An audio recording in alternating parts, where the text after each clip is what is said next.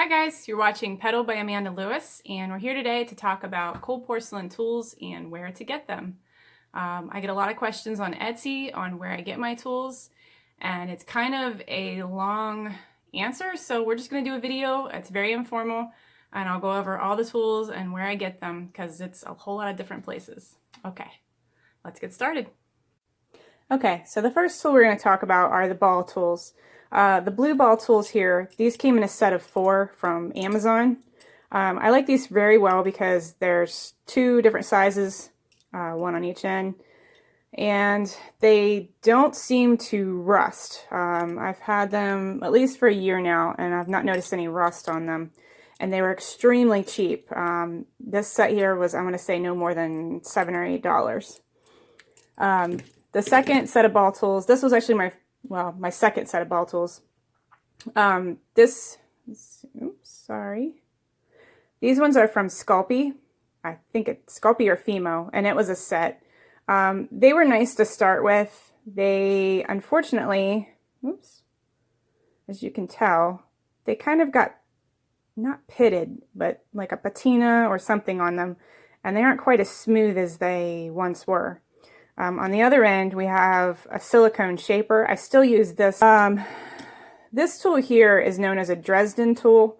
I commonly use it for making veins down a leaf. This was part of a larger set. It was a Wilton set, and I want to say there's about 20 different pieces, different shaping tools that were in that set. And I believe that set came from Michael's.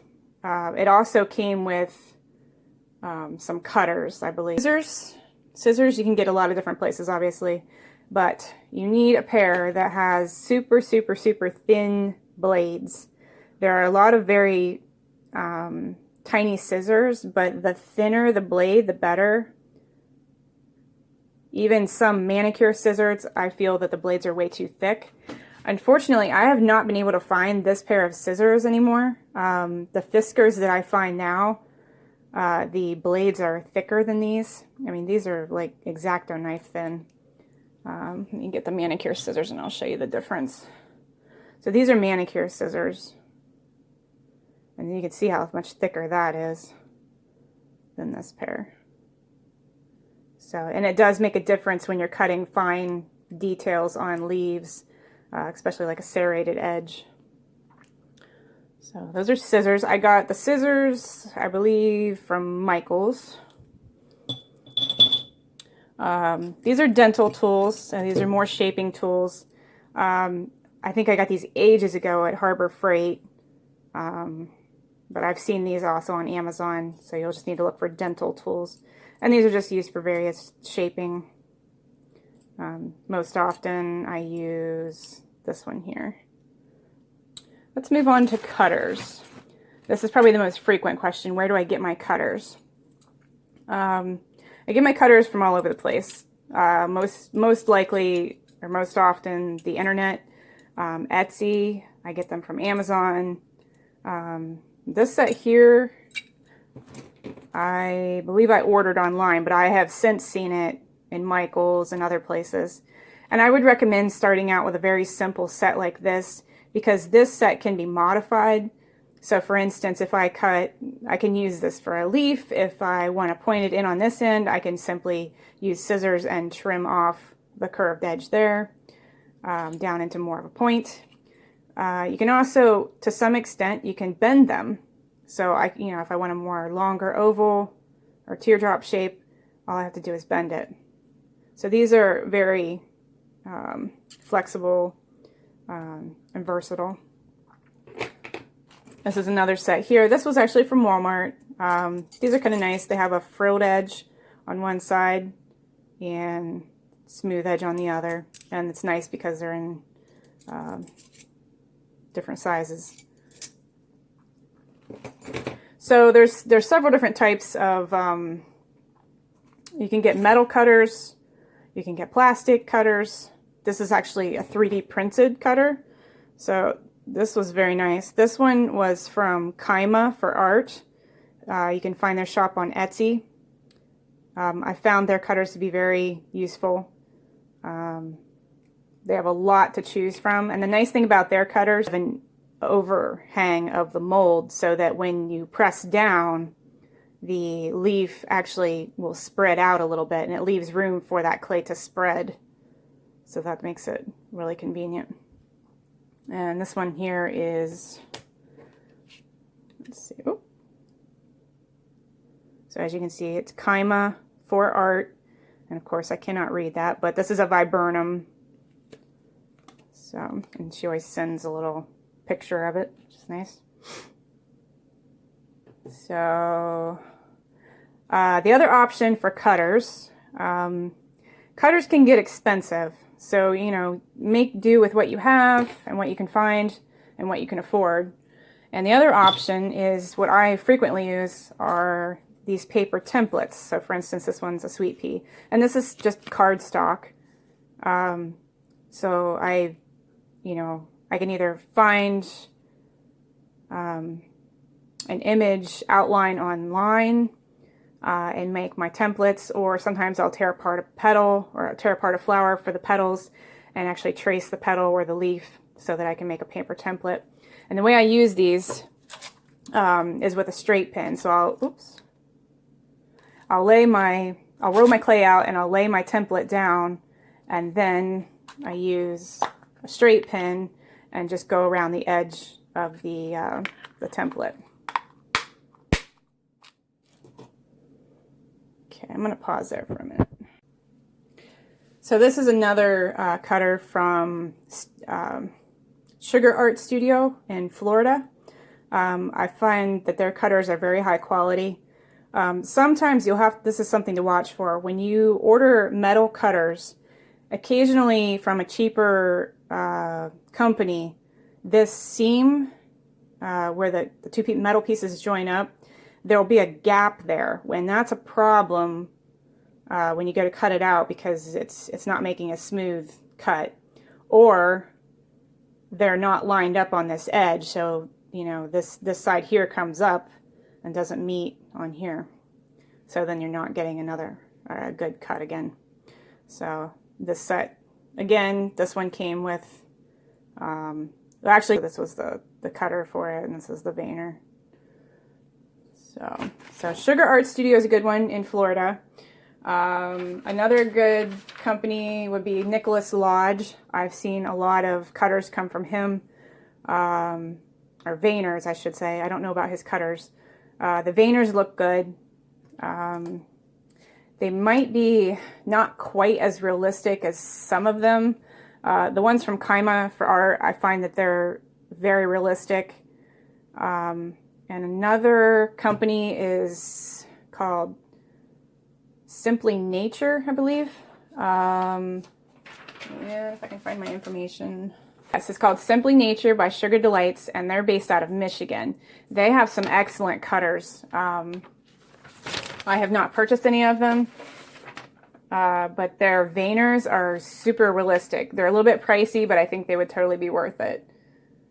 So those are ones based in the United States. The Sugar Art Studio, the Simply Nature by Sugar Delights based in Michigan, and then the Nicholas Lodge, I believe he's out of Georgia.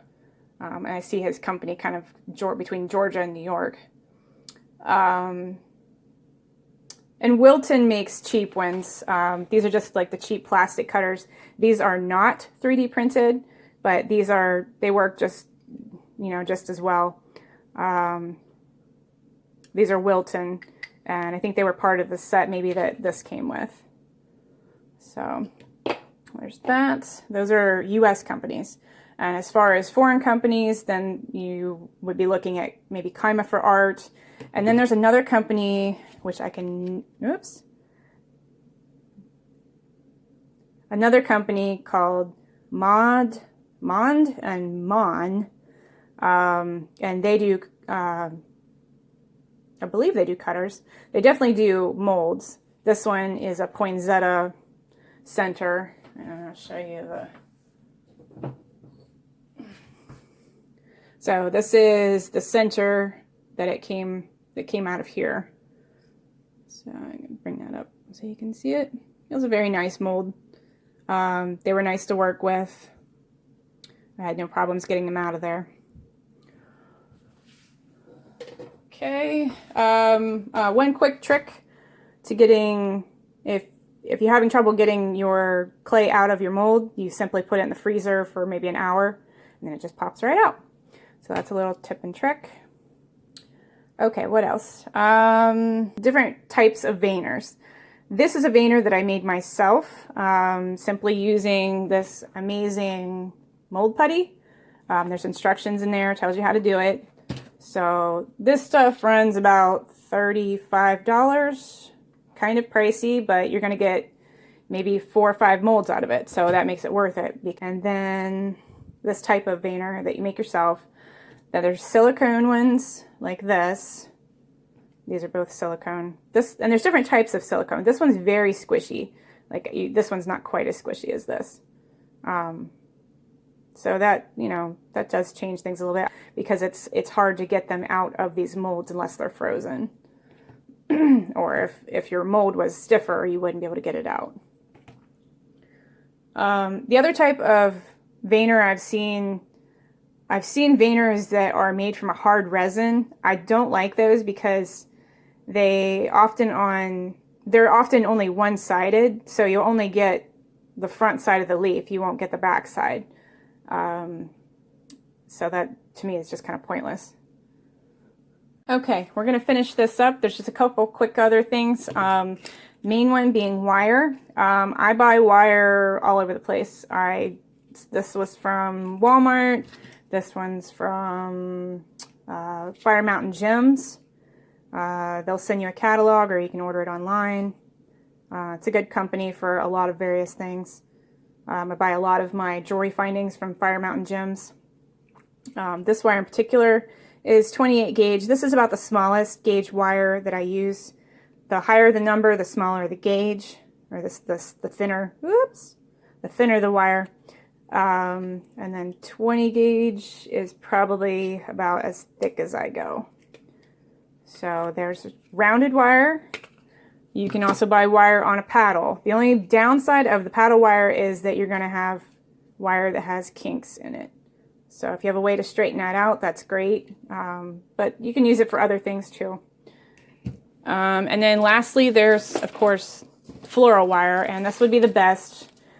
At least it's what I use the most of, because it's, perfectly straight and basically ready to go. And usually for most flowers, I'll either cut it in half, because this is about 14 or 16 inches long. So I'll usually cut it in half or cut it in thirds to use it. So that's wire, tipping stuff over. My rolling pin, this is from Wilton. Bought this at Walmart. It comes with there's little rings that it came with to help you roll an even thickness, like it's a little ring that sticks out. I took those off. The ring thickness was way too thick for my cold porcelain flowers. But this is like a nylon or nylon plastic, but this is my favorite roller. Oh yes. Okay, so how do you dry the petals? What do you dry them on? These are, what do they call these? Cell formers, I believe. I'm not sure the company, maybe Wilton. These I got at Joann's. I think if you look up cell formers, C-E-L, that you can find these online, various places. There's other cheaper ways to do it. This is just a broken spoon. You can also take these well pans, work nice for smaller flowers. Most often I'll use polyfill. I'll have like loads of this sitting on my desk, and I'll just lay the flowers on it. And this is nice because the air circulates all, underneath. You have to watch with the cell former. Sometimes, because it's a smooth surface, sometimes your petal will stick. But you can, if you heavily coat your flower petal with cornstarch, it won't stick to these as much either. So there's cell formers, polyfill, spoons, and sometimes for bigger leaves, I'll use, this is children's crafting foam. It's a foam sheet. And like if I have a big orchid leaf, I'll lay the orchid leaf on here and then I'll bend it this way and then I'll pin it and then just lay it aside. And the clay does not stick to these foam sheets. So that's a little trick I learned. Toothpicks. I use toothpicks all the time for glue.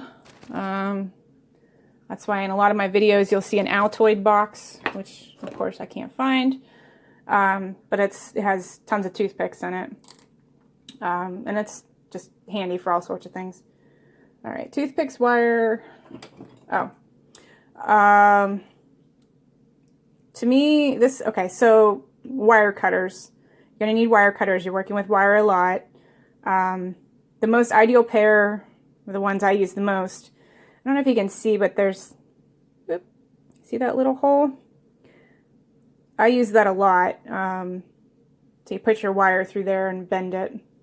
So you have, I like this one because it's a needle nose, so you can grab a hold of things. You can also curve tiny little eye pins around the top, and then it has the cutter. So to me, these are my favorite. It has the cutter, the hole, and the needle nose. And these are a little bit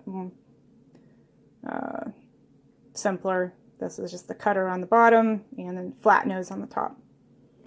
And this is a simple file. And if I can remember the name, it was called Vintage, V-I-N-T-A-J. It's kind of worn off of my handle there. But a file, I use this for filing the ends of my, my wires sometimes, especially when I'm making sterling silver ear wires. So this has been handy. And I think that just about covers it, guys. So I hope this video has helped you. It was a lot of information. I'll try to leave links below. And if you have questions, email me or just message me at the bottom and I'll be happy to answer them.